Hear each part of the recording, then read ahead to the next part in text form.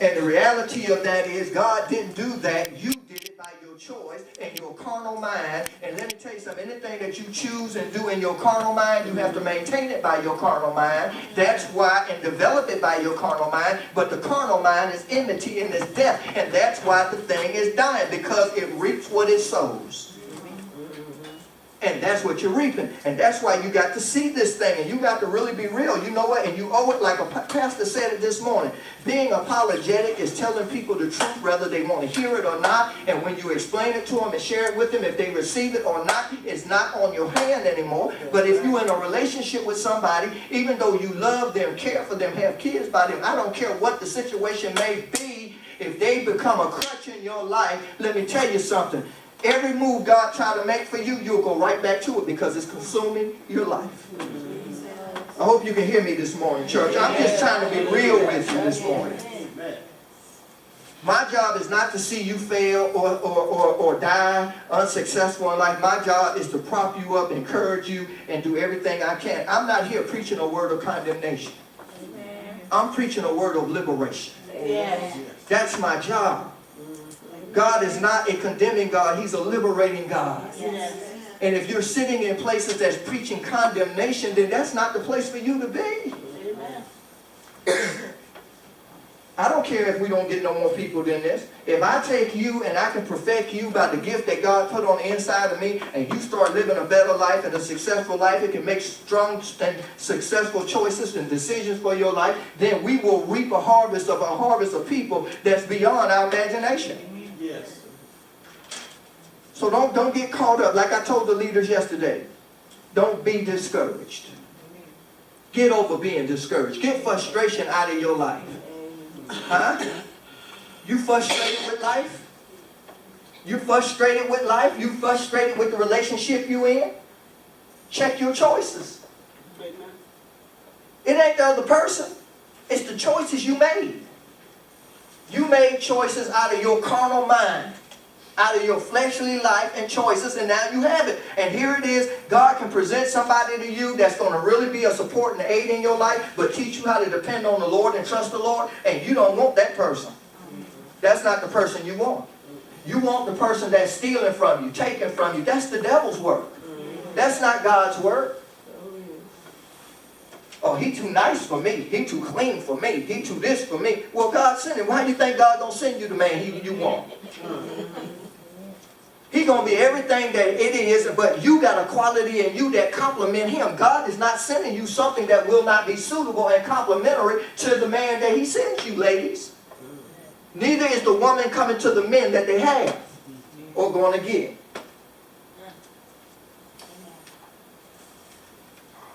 I don't care what they're doing, how they're doing. If there's no commitment coming from them towards their relationship with God, they cannot be committed to you. Amen. They will not be committed to you. If they're not committed to the Lord and a life with the Lord and a relationship with the Lord and with his house and with his church and with his people, he is not going to be committed to you. I don't care how much he does and what he says and what he do. And they'll walk out your door. I'm telling you now that there's some men in your life, ladies, that's about to walk out the door on you just so that you know this. God is making them leave. Amen. Because God calls you the pearl of a great price. And that means a pearl is something that's valuable. You got to see yourself valuable and see yourself of great price. Because if you don't see yourself valuable and of great price, you know what? Anybody will take you. And they'll treat you any kind of way. See, how you feel and think about yourself, as a man thinketh, so is he. Mm-hmm. Right? In his heart. Yeah. So how you think and feel about yourself will determine what type of thing or person will come to your life. Because that is the standard that you're going to put out. This is the way I think and feel about me. So why would you lower yourself to take something that doesn't value you the way you value you? I'm preaching real good right now. Now, we all have made some mistakes. Don't get me wrong. But you've been in the Lord how long now?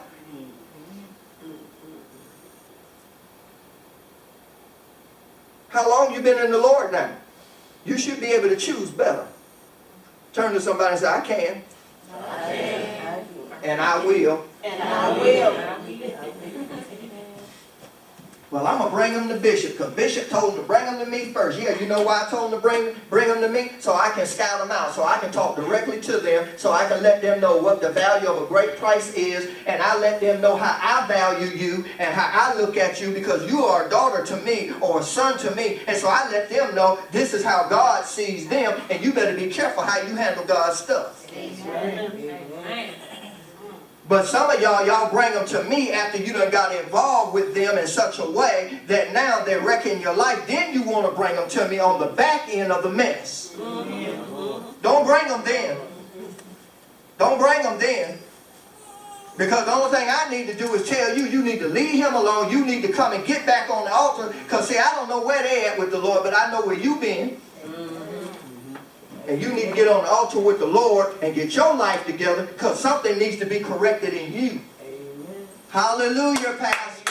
Amen.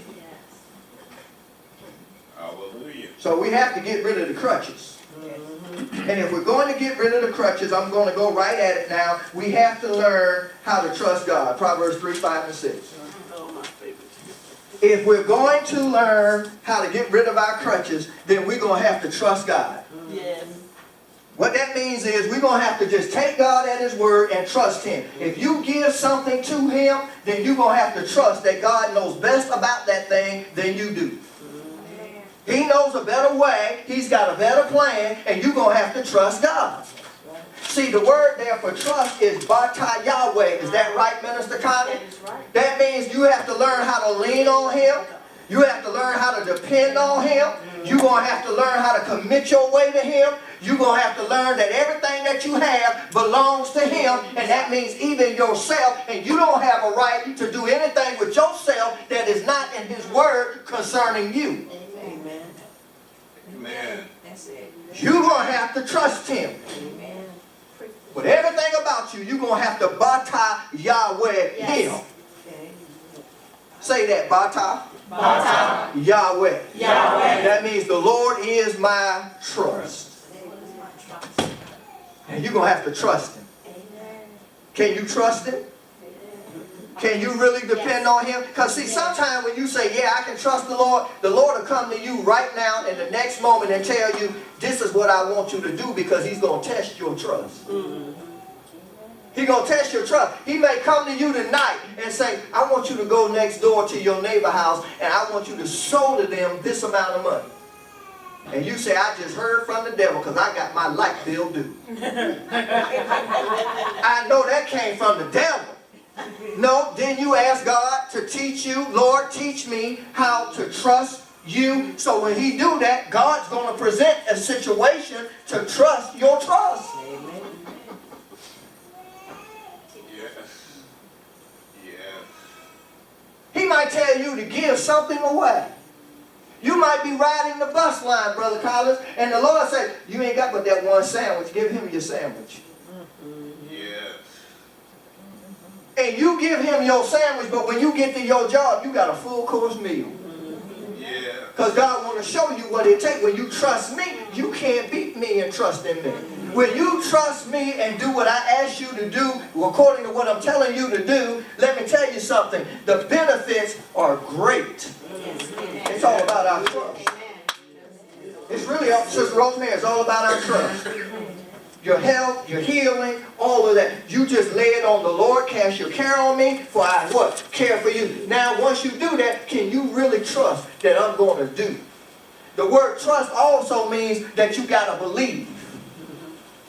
You got to believe. What is it that I got to believe? I got to believe that he's able. I got to believe that.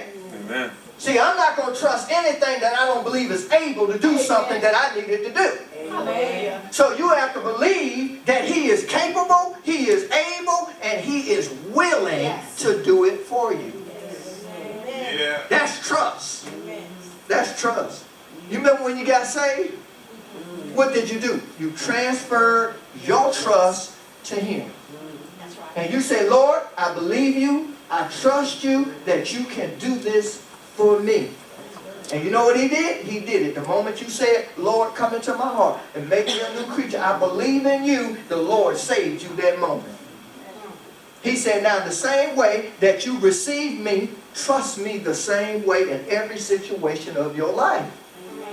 Just as easy as it was then, he says, just as easy, and we live a life of trust. Say, you live a life of trust. So you live every day trusting that the Lord is going to provide your needs. Amen. You got to trust every day. Come on. Yes. My God shall supply all my needs according to his riches, because he got plenty of them. Yes. The kingdom of God is not bankrupt. It is not evicted. It is not, it is overflowing with blessings and riches. Yeah.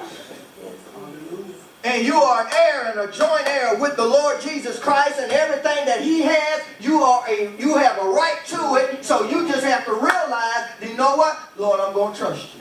Yes, Lord. Yes, Lord. If you can't trust him with the tithe, he can't trust you with the others. Amen.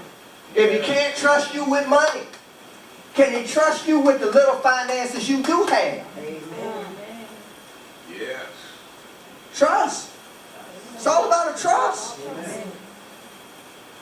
You trust that he went away to prepare a place for you. You say it all the time, I'm going to heaven. Well, he prepared a place for you. You got to trust that.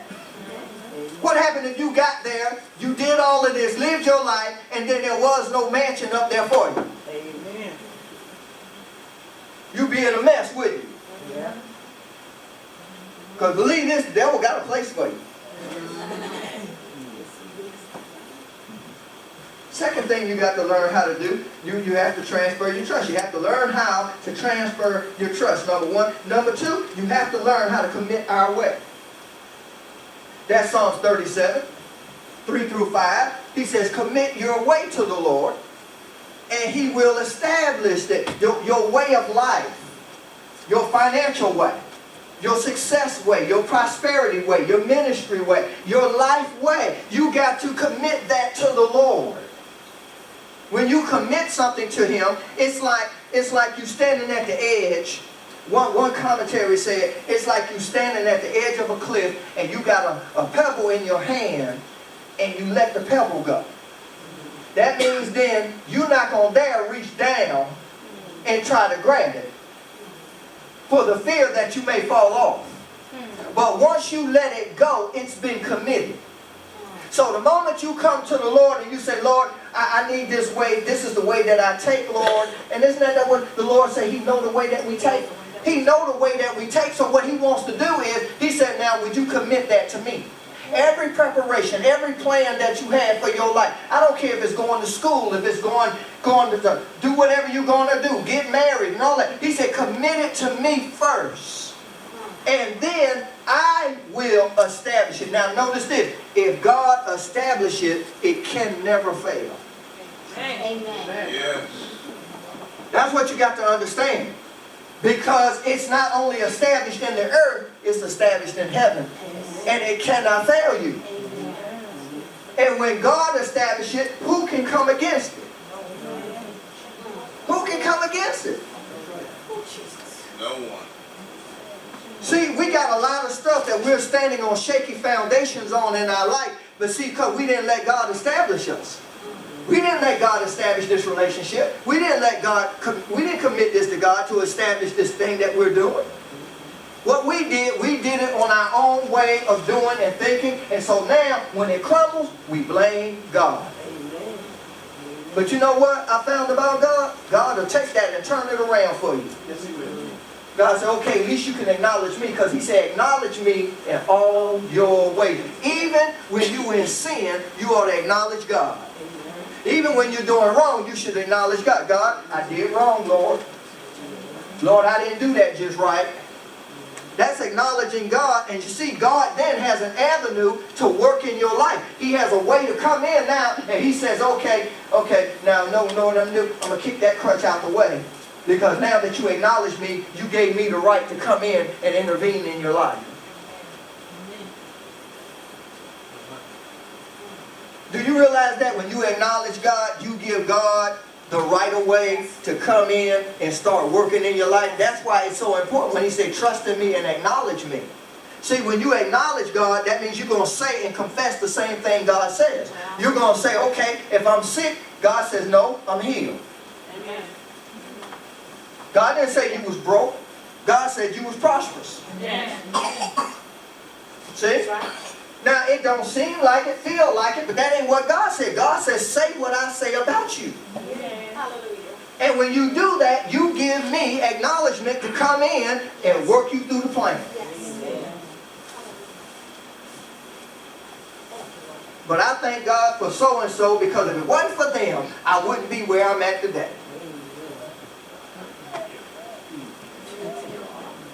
God said, don't touch my glory. Church, we got to learn that. You can never acknowledge a man above God. Amen.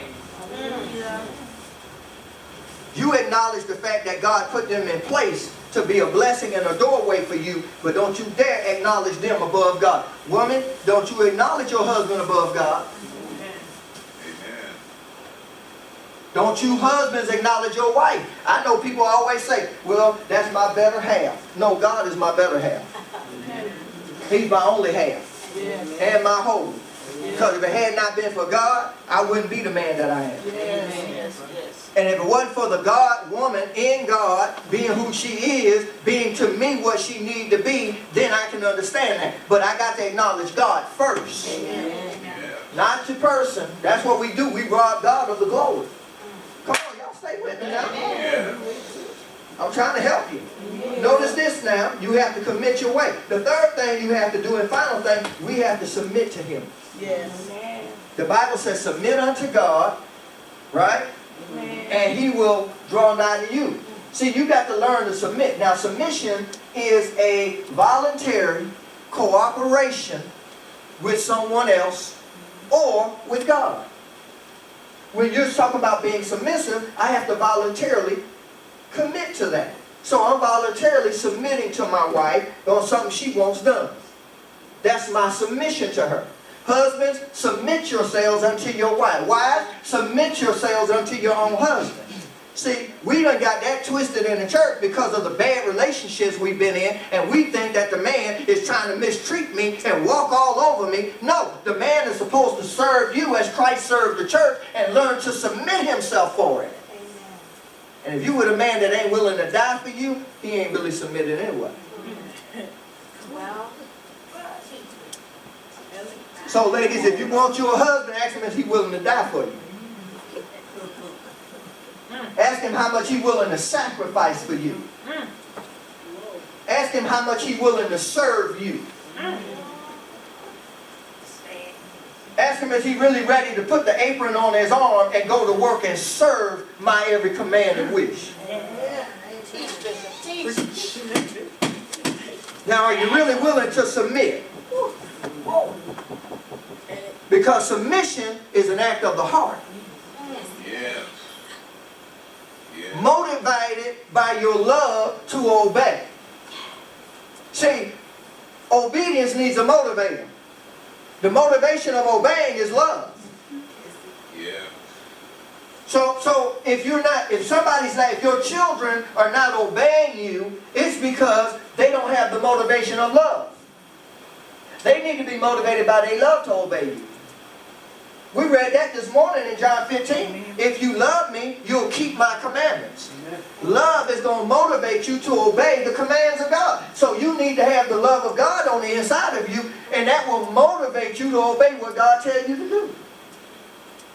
And the Bible says that the commands of God are never grievous to us. If the commands of God become grievous to us, then that means sin is in the place. That's 1 John.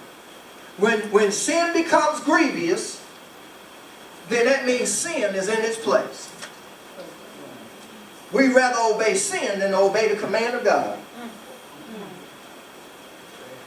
If the command of God tells you not to fornicate, but you fornicate, listen, sin is in that place.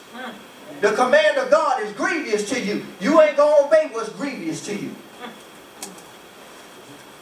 But you will obey what's lusting and what's lovable for you. Uh-oh, Pastor, you just stepped on that again. Amen. you to remember this now. A crutch is only to help you temporarily. It's not to be permanent.